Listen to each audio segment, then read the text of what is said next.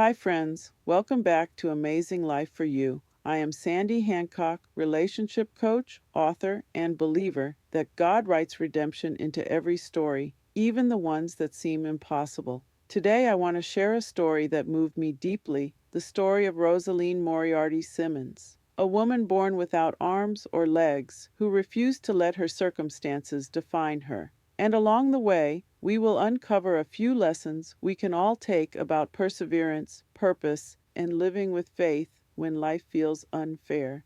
Her story reminds us that even when we feel like we have been dealt a losing hand, God still has a plan. Rosaleen was born in 1960 in Wales with no arms and no legs.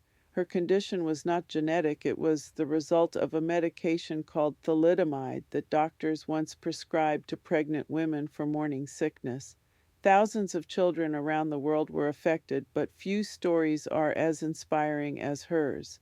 From the very beginning, she faced a world that was not ready for her. Accessibility laws did not exist. People stared, whispered, or looked away. Yet Rosaleen's parents refused to treat her as broken. They loved her fiercely and insisted she attend a mainstream school, a radical decision at that time. She learned early that if she wanted to be seen as capable, she would have to believe it first.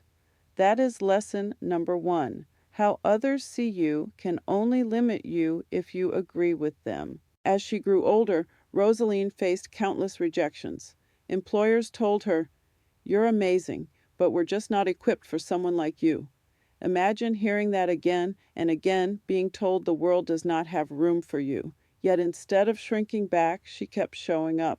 She studied, earned a degree, and began creating her own opportunities. She started a small business, became an artist, and eventually a speaker and disability advocate. Lesson number 2 is, when doors do not open, build your own.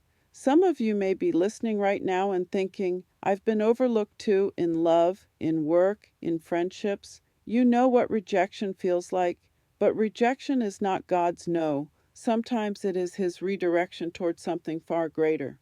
Rosaleen did not stop with personal success. She used her platform to change the system itself. She campaigned for accessibility rights in the UK, helped establish equality laws, and even pushed for a thalidomide memorial in Cardiff to honor those who suffered. Through every speech, every painting, and every interview, her message was clear. Our worth is not determined by what we cannot do. It is revealed by what we choose to do with what we have. Lesson 3 is, purpose is not found when everything is easy. It is forged in the places we struggle. Though not specifically stated, Rosaleen's story, you can see God's fingerprints all over it. She was given what most would call impossible circumstances, yet she chose life, joy, and contribution. That kind of resilience is spiritual at its core. In my coaching and in my own life, I have learned this. Faith does not always change your circumstances, but it changes you in the middle of it. Maybe you were not born with a visible limitation. Maybe your limb loss is emotional, a broken heart, a past mistake, a relationship that stripped away your confidence. Whatever it is, God can still use it. He specializes in taking what looks impossible and making it beautiful.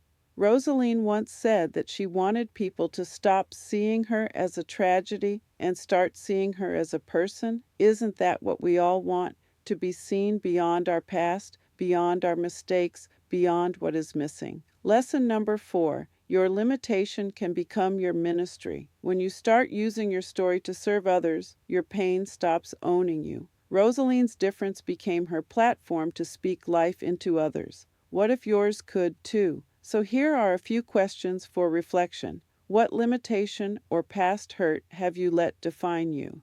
Where is God asking you to trust Him, even when you cannot see the path forward? How can you turn your pain into purpose this week, maybe by encouraging someone else? Remember, your story is not over until God says it is over.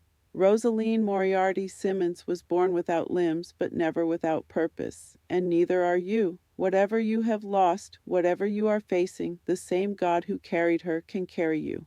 If this story inspired you, take a moment to like, subscribe, and share it with another woman who needs to be reminded that she is not disqualified from a meaningful life. And in the comments, tell me, what is one area where you are ready to take back the wheel of your story? Until next time, remember your past does not win, grace does.